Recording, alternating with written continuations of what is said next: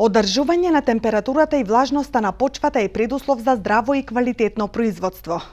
Според професор доктор Душан Спасов, расадот бара најмногу внимание, па затоа е потребна и соодветна нега.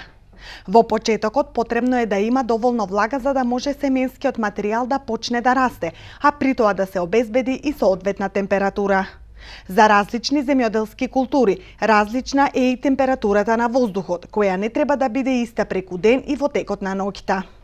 Во самото производство, во негата на расадот, значи претходно, со наводнувањето треба да се внимава, на почетокот е потребно влага која ќе биде доволна за да може семенскиот материјал да ја прими влагата и за да може побрзо да никне. Но за да поникне е потребно обезбедување на температура.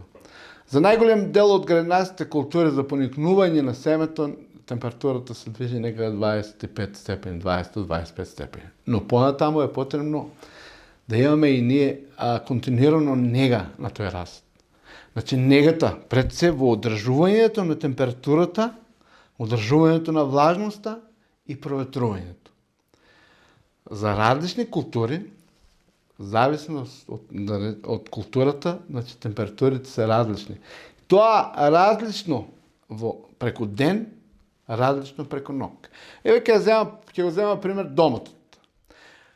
Доматот во фаза на после поникнување од 4 до 7 дена. Значи, потребна температура преку денот му е од 12 до 15 степени, додека преку ноќта 8 до 10 степени. Значи, секогаш, за да не ни дојде до истиглување на расадот, потребно е ноќната температура да биде 4 до 5 степени пониска од дневната температура.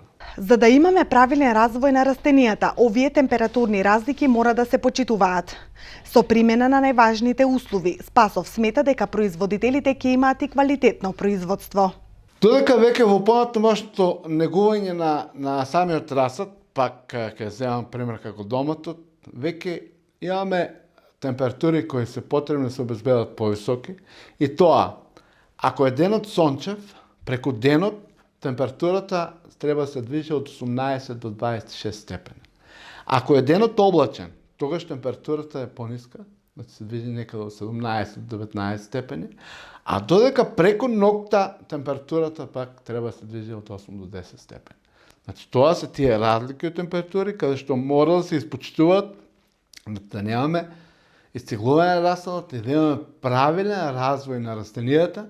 Значи, освен тоа што тие растенија така правилно развиени ќе бидат, условно кажано, отпорни на болести, исто така ќе имаат една добра основа за понатамошното производство, затоа што уште во расадот се формираат генеративните органи пред се на првата цветна китка кај доматот.